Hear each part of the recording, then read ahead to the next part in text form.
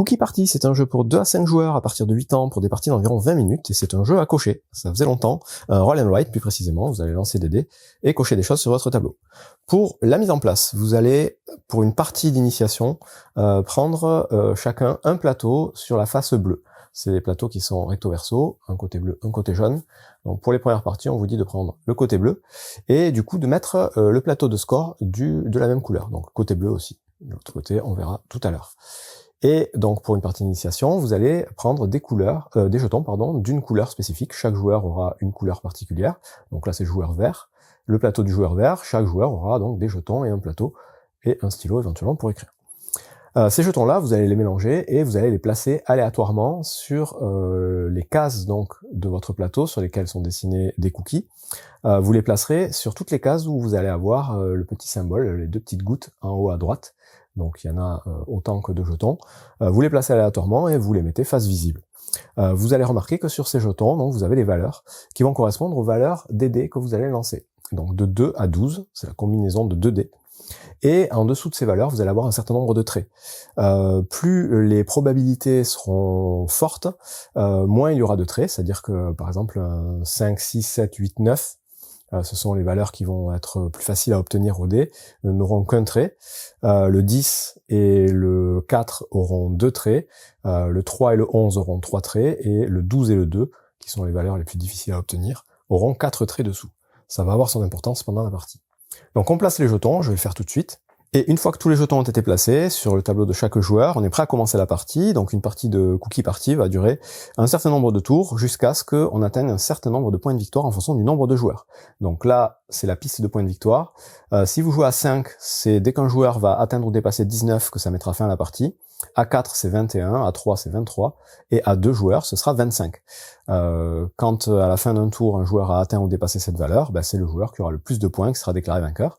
Les joueurs peuvent déplacer la valeur en même temps, et c'est celui qui sera allé le plus loin. Au niveau donc du tour de jeu, c'est très simple. À chaque tour, il y a un joueur qui va lancer les 2 dés, et qui va donc annoncer la valeur. Donc là, c'est 7. Et tous les joueurs vont activer le jeton correspondant à la valeur des 2 dés, à la somme des 2 dés, sur leur plateau. Donc là, c'est le jeton 7 qui va s'activer. Le jeton 7, pour moi, il est ici. Et à partir du moment où on active un jeton, on va pouvoir tracer le nombre de traits correspondant au jeton autour d'un des cookies correspondant à l'emplacement du jeton. Donc là, par exemple, mon jeton 7 est ici. Je peux tracer un trait, puisqu'il n'y a qu'un seul trait. Et je peux le tracer donc autour de ce jeton. Donc là, je peux le tracer par exemple ici. Et vous remarquerez que sur le plateau, il y a des traits qui sont pré-remplis déjà, un petit peu partout, qui vous aident à entourer ces cookies. Parce que c'est le but du jeu. Le but du jeu, ça va être d'entourer un maximum de cookies pour respecter les conditions de scoring qui sont sur le plateau qu'on a mis à côté. Vous voyez que si vous réussissez à entourer 3 cookies sur fond vert, vous allez pouvoir marquer les points de ces cookies-là. Les 3 sur fond orange, violet, et ainsi de suite. Vous devez en entourer par contre 6 sur fond rouge, c'est ceux qui sont présents en plus grand nombre. Et vous avez aussi la possibilité de marquer des points si vous réussissez à cocher tous les cookies d'une même ligne ou d'une même colonne. Dès qu'à la fin d'un tour, un joueur a rempli une de ces conditions, il va pouvoir prendre un des jetons de son plateau, n'importe lequel, pas celui nécessairement qui a servi à finir l'objectif, prendre ce jeton et le placer sur le premier emplacement disponible de haut en bas. Le premier qui va faire l'objectif gagnera 6 points. On peut être plusieurs dans un même tour à faire l'objectif, et dans ce cas-là, on va empiler nos jetons.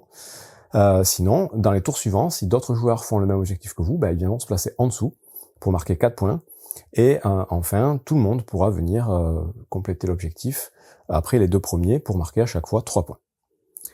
Et c'est comme ça qu'on va marquer les points. Chaque fois qu'on va placer un jeton sur le plateau de scoring ici, on va cocher les cases correspondant au nombre de points que l'on marque. Et on va avancer donc sur la piste de progression des points de victoire. Voilà pour le principe général et comment ça va marcher. Donc à chaque tour, on lance les dés. On active le jeton correspondant à la valeur des dés. On trace autant de traits qu'il y a indiqué sur ce jeton autour du jeton. Et là, il va y avoir 2 possibilités. Soit on finit d'encadrer complètement un cookie. Donc là, par exemple, admettons, on va faire ça, l'exemple direct. Au tour d'après, coup de chance, je lance un 12. Le 12, il permet directement de tracer 4 traits. Donc là où j'ai mon jeton 12, je vais pouvoir tracer les 4 traits qui entourent directement le cookie. À ce moment-là, quand on entoure complètement un cookie, le jeton qui a servi à cocher ce cookie, on le met de côté, on coche le cookie en question, et le jeton qui était sur cette case, on le replace où on veut dans notre tableau sur un emplacement vide, et non coché. Vous pouvez le mettre par exemple ici. Ensuite, à la fin d'un tour, n'importe quel joueur peut aussi déplacer un jeton présent sur son plateau, n'importe où sur un emplacement vide non coché. Donc en gros, on va avoir la possibilité de déplacer au maximum 2 jetons dans un tour. Le jeton qui nous a permis de cocher un cookie, donc ça c'est automatique, on coche, on prend le jeton qui était dessus, on le met où on veut, et à la fin de son tour, à chaque fois, et c'est facultatif, on n'est pas obligé, on peut aussi déplacer n'importe quel jeton sur un emplacement vide. Et là, du coup, le tour est fini, on commence un nouveau tour, on relance les dés, et on recommence. Donc là, on va faire un exemple. Là, j'ai fait 4, donc je vais repérer mon jeton 4, il est là, je peux faire 2 traits autour. Je vais en mettre un ici, un ici. Donc là, je déplace pas le jeton en question, puisque j'ai pas entouré mon cookie. Par contre, c'est la fin de mon tour, je peux décider de bouger un jeton, n'importe lequel, pas nécessairement celui qui vient d'être activé. Je pourrais dire, le 6 ici, je vais plutôt le mettre là. Et on va continuer donc jusqu'à ce que un joueur dépasse les points de victoire. Il va y avoir 2 cas particuliers. Dès lors que donc vous scorerez un type de cookie, donc admettons celui que j'ai commencé là, hop, admettons j'ai réussi à entourer, tac, celui-là et celui-là, j'ai bien les 3 cookies du même type, je vais pouvoir choisir un jeton, n'importe lequel, bon, je vais prendre le 12 par exemple, qui sort pas souvent, et l'utiliser pour marquer les points de ce cookie qui est là. Je suis le premier à le faire, je mets mon jeton ici, je marque 6 points. Donc je coche 6 petits points sur ma frise en haut. À partir de là, si jamais il y a le 12 qui sort quand on va lancer les dés pour le reste de la partie, j'ai plus le jeton 12, donc ce que je vais faire, c'est que je vais pouvoir cocher, à la place de faire quoi que ce soit sur ma grille, le premier trait ici, sous mon icône de vert, et vous voyez que vous avez 3 traits. Donc ça, je le coche à chaque fois qu'on active un jeton qui n'est plus sur mon plateau. Je vais pouvoir le cocher aussi si jamais j'active un jeton qui me permet de cocher des traits et qui me reste des traits à faire. Par exemple, si ici j'ai mon jeton 11 et c'est le 11 qui s'active, normalement je suis censé faire 3 traits.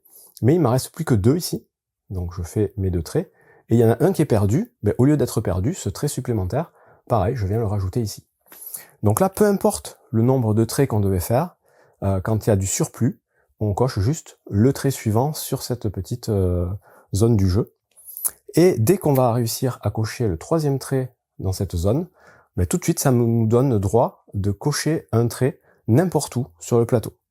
Et donc on va effacer cette zone, on coche un trait n'importe où sur le plateau, je vais faire celui-là, hop, ça me fait gagner ce petit cookie. Et on va recommencer l'opération, on va pouvoir re-remplir cette zone et faire ça autant de fois qu'on le souhaite. Et c'est à peu près tout pour les règles du jeu de Cookie Party. Donc ça, c'était pour une partie d'initiation, vous placez aléatoirement les jetons sur les petits emplacements où il y a des gouttes en début de partie. Pour une partie plus avancée, vous pouvez jouer donc avec la même couleur, mais vous placez volontairement les jetons où vous voulez, sans tenir compte des gouttes, les placer stratégiquement par rapport à ce que vous pensez essayer de faire en priorité.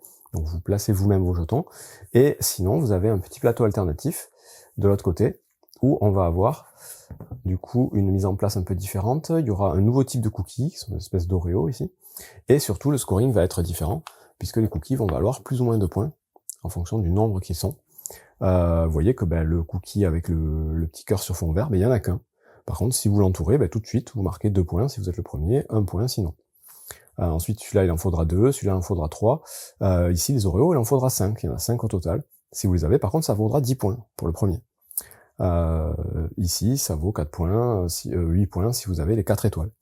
Donc voilà, ça change un petit peu le scoring, mais sinon, la règle est la même, et là, vous placez vos jetons directement où vous le souhaitez en début de partie.